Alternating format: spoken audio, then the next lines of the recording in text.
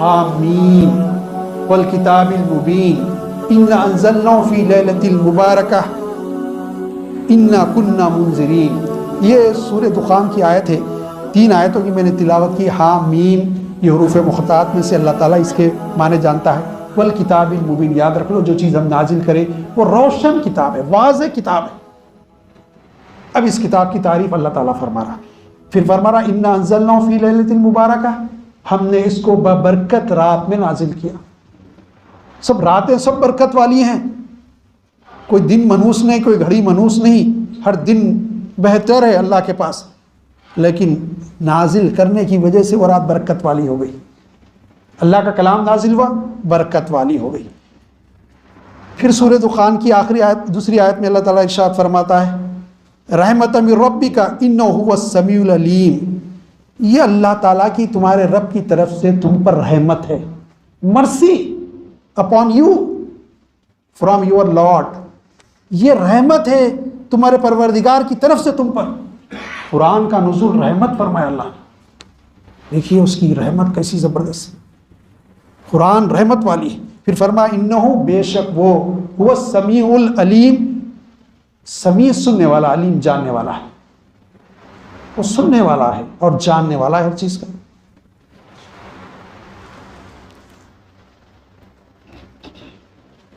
تنزل الکتاب من اللہ العزیز الحکیم، سورہ جاثیہ میں ارشاد فرمایا حامیم تنزل الکتاب من اللہ العزیز الحکیم، حامیم عرض کر چکا۔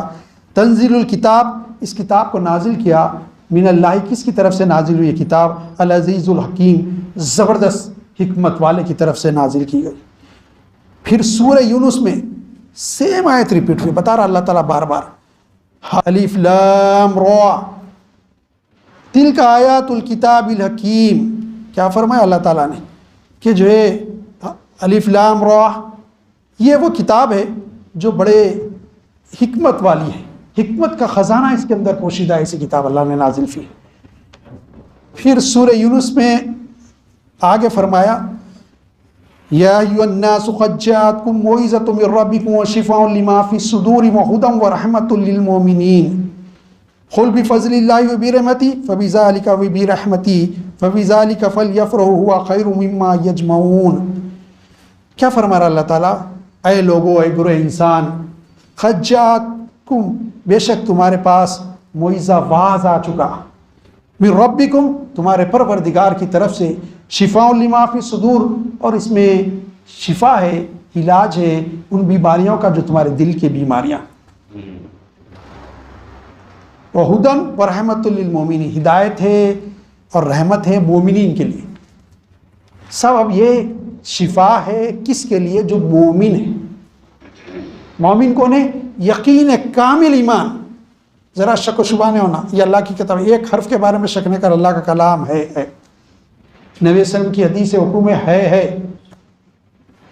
سورج حضور نے فرمایا قیامت کے وقت مشرق سے نے، مغرب سے طلوع ہوگا، اس سے نہیں ویسے سے نکلے گا، ویسے سے ہی نکلے گا، شک کرا تو ایمان گیا، پھر مومن نہیں ہے۔ تو یقین والا ایمان وہ مومن، اس کے لیے کیا ہے؟ یہ دلوں کا جو روگ ہے، بیماریاں، اس کا علاج ہے، اس کی شفا ہے۔ صرف دل کے روگ کیا ہے؟ ہم تو عام طور پہ وال کا بلاک ہو جانا، وال کا بند ہو جانا، وینس میں کلوٹنگ ہو جانا، یہی سمجھتے نا۔ یہ اصل دل آمجگا ہے، خواہشات نفسانی، خواہش پیدا ہوتی دل میں، پہلے وہ دل میں جگہ بنا دی، پھر اگر وہ دل پہ چھا گئی تو پھر انسان غیر غلط کام کرتا، گناہ کی خواہش، دنیا کی لذتوں کو حاصل کرنے کی خواہش، دنیا کے مال و متاع جمع کرنے کی خواہش، سے دل میں پیدا ہوتی ہے۔ کہ اصل میں اس کا علاج بھی ہے، اس میں یہ پڑھو قرآن، یہ سب تمہارا دل، اس لیے نبی صلی اللہ علیہ وسلم نے فرمایا دل کو بھی زنگ لگتا ہے۔ صحابہ نے پوچھا ہے رسول اللہ علیہ وسلم، ہمارے ہتھیار کو جو زنگ لگتا ہے اس کو سیکل کر کے اس کو زنگ کو صاف کرتے، دل کا زنگ کیسے صاف کریں؟ حضور نے فرمایا کہ جو ہے اللہ کا ذکر اور موت کی یاد۔ قرآن مجید کے بارے میں بھی ذکر کہا گیا، یہ بھی ذکر ہے اللہ کا سب سے بڑا۔ قرآن کی تلاوت قرآن بھی ذکر میں شامل ہے، اس کے علاوہ بھی ذکر اشغال کر سکتے ہیں آپ، لیکن قرآن کی تلاوت سب سے اہم چیز ہے، یہ ذکر میں شامل ہے۔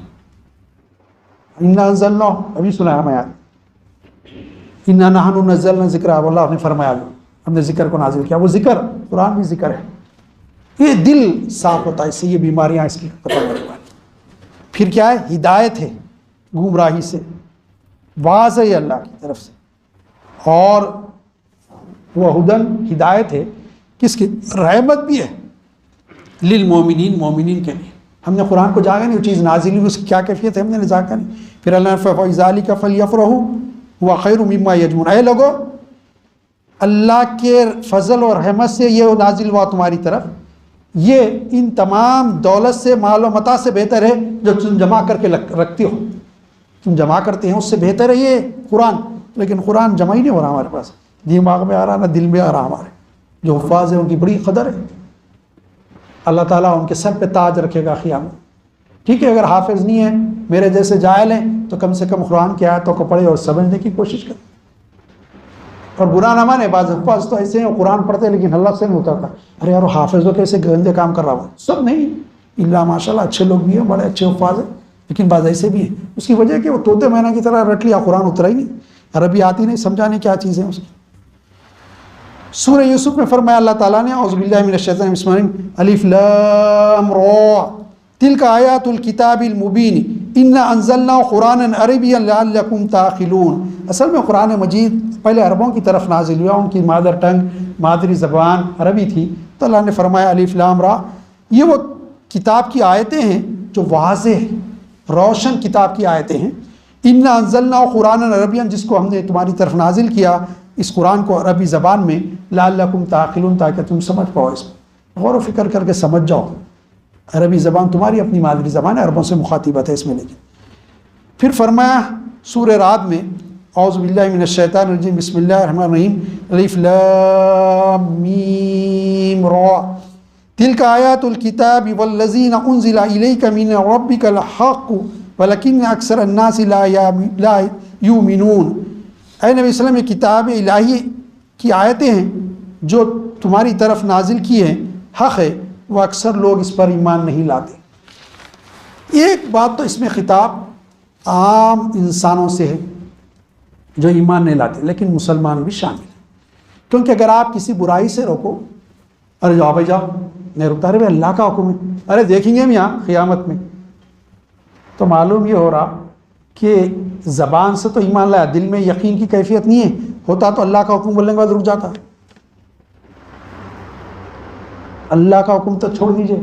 یہاں بہت سارے بھائی عرب میں رہ کے آئے ہوں گے، 2 عرب لڑتے رہتے، تیسرا عرب آ کے صلو علی النبی صلی اللہ علیہ وسلم بولتے ہی لڑائی روک دیتے. کوئی رہ کے آئے، کوئی دیکھا یہ واقعہ؟ جو رہ کے آئے وہ دیکھے، لڑتے 2 عرب، خالی سرکار پہ درود بھیجو، ان کے سامنے لڑائی روک دیتا. کتنی سخت لڑائی ہوں تو روک لیتی.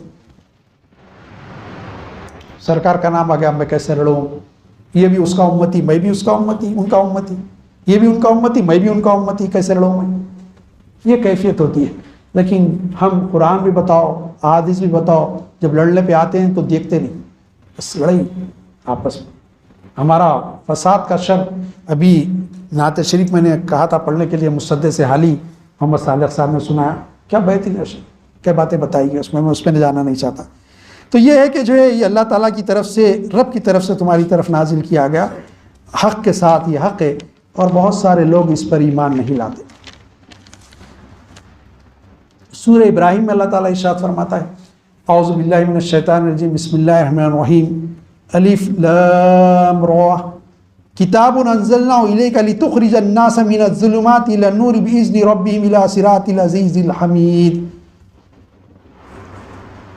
یہ نور ہے کتاب، ہم نے اس لیے یہ نور سے پر نور کتاب ہے، ہم نے اس لیے نازل کیا کہ آپ لوگوں کو اندھیروں سے نکال کر روشنی کی طرف، یعنی اجالے کی طرف لے جائیں، یعنی ان کے پروردگار کے حکم سے اس راستے کی طرف لائیں جو بڑے عظمت والے حمید ہے، بڑے حمد و ثنا والا ہے، اس راستے کی طرف لے کے اللہ کے.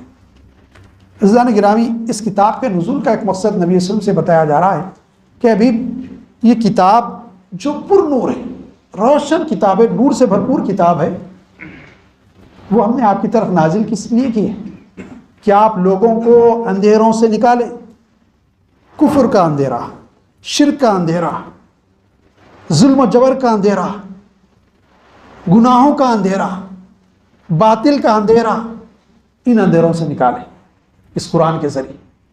تو معلوم یہ ہوا ہم میں نفسانی خواہش غلبہ کر رہی، قرآن ہے جو نکالنے کا ذریعہ ہے۔ وہ تو ہے نہیں، یزکیہم ویعلمہم الکتاب والحکمہ والے ہے تو ذات و بات برکت، بس جو دنیا میں ہمارے آنکھوں کے سامنے فی الحال موجود نہیں ہے، وہ تو ہمارا تزکیہ نہیں کریں گے۔ ہمارا تزکیہ ہوگا اس قرآن کے ذریعے، اس کتاب کے ذریعے، اس کو تھامنا پڑے گا۔ تو وہ چیزیں جو ہے اندھیری، جو دل پہ چھائی ہوئی اندھیری ہے، وہ دور ہو جائے گی۔ اس کتاب کے نزول کی وجہ سے اس ماہ مبارک کی کیا کیفیت ہوتی ہے؟ شاید آپ کے محلے میں اچھے لوگ ہو، ہمارے محلے میں ہے بعض، میں دیکھتا ہوں دن میں بھی پیتا اور رات میں بھی پیتا، جیسے دکھا چاند جا کے پانی نہ آتا، ٹوپی پہنتا، سرما ورما لگا کے مسجد میں تراویح میں پہلے دن آتا، سال تمام دکھا تراویح میں آ گیا، کہہ رہے بھائی کیسے آ گیا تو؟ صاحب میں چھوڑ دیا، توبہ کرو صاحب، آپ کو صاحب سمتین صاحب میں چھوڑ دیا۔ اب پھر بعض لوگ تو رہتے صحیح بھی چھوڑ دیتے، بعض ایسے رہتے پھر شروع کرتا۔ صاحب یہ نزول قرآن کا اتنا زبردست مہینہ ہے، یہ برکتوں کا مہینہ بھی ہے۔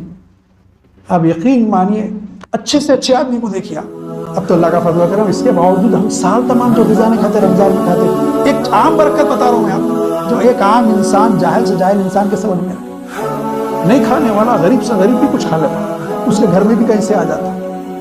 میں بعض لوگوں سے پوچھا تو بولے سب کچھ نہیں تھا، فوراً ہمارے پڑوسی نے تحفہ بھیج دیا، افطار ہمارے پاس زبردست کھا لیا صاحب۔ دیکھیے کیا کیفیت ہوتی ہے، ایسا بھی ہوتا ہے۔ تو یہ نزول کی وجہ سے، اس ماہ کا نزول قرآن کی اہمیت فضیلت